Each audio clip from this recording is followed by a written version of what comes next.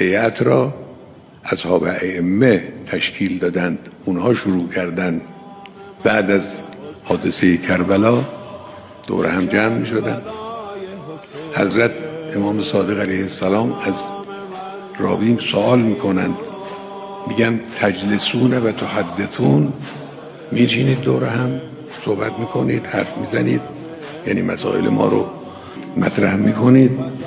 او جواب میده که بله این کار رو میکنید، یعنی همین مجموعه هیئات.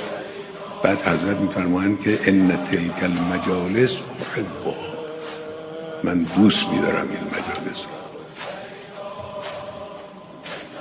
رو، قربان اون دل.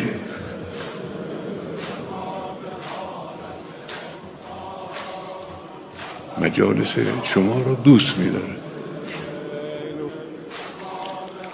ان تلک المجالس احبها و احیوا امرنا، مسئله ما رو زنده نگه دارید.